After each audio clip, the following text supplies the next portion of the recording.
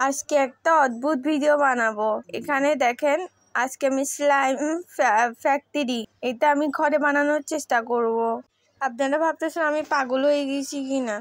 আমি পাগল হইনি, আজকে আমি এটা ভিডিও বানাবো। দেখা যাক এটা সত্যিকারের স্লাইম ফ্যাক্টরি এটা ঘরে বানানো যায় কিনা। আমি অনেক রিসার্চের পর জানতে পারছি এটা অরেঞ্জ ফ্লেভার টেস্টি স্যালানে মিশ্রিত এটা স্লাইম ফ্যাক্টরি। এটা আমি ঘরে বানানো আজকে তাই করব। চলুন আমার সাথে থাকুন আপনারা। আমি একটা কোথায় অরেঞ্জ ফ্লেভারের ট্যাং মিশাচ্ছি, আরেকটা টেস্টি স্যালানেও মিশাচ্ছি। মানে একটা কৌটাতে আমি অরেঞ্জ ট্যাং এবং টেস্টি স্যালান দুটোটা একসাথে মিশাই দিছি। এই দেখেন,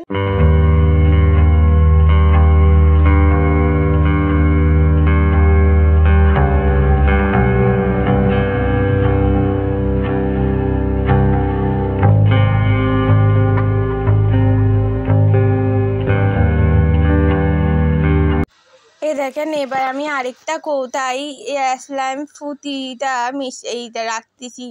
এখন আমি এগুলো দোনোটাকে চেক করব যে দোনোটার মধ্যে আমি যে দোনোটা মিক্স করছি সেটা কি স্লাইম ফুটি সমান হয়েছে কিনা, তা ঘরে বানানো যাবে কিনা। স্লাইম ফুটি ঘরে বানানো যাবে এই দুইটা জিনিস দিয়ে। দেখা যাক।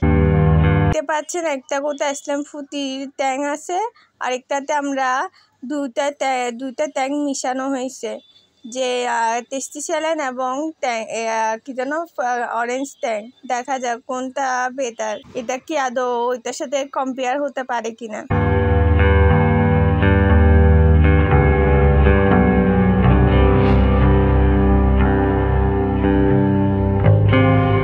এই দেখেন, স্লাইম ফুটিতে 10 গ্রাম ছিল, আর এখানে টেস্টি স্যালান 14 গ্রাম এবং অরেঞ্জ পাউডারে 8 গ্রাম, দোনোটা মিলে হচ্ছে 22 গ্রাম।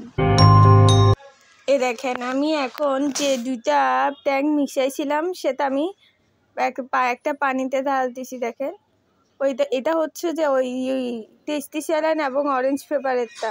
এটা টেস্টি স্যালানের মতো আমি বানানোর চেষ্টা করছি, কিন্তু এটা লাভ হয়নি, কারণ এটা কালার একরকম বলতেছে এবং স্বাদও একরকম বলতেছে।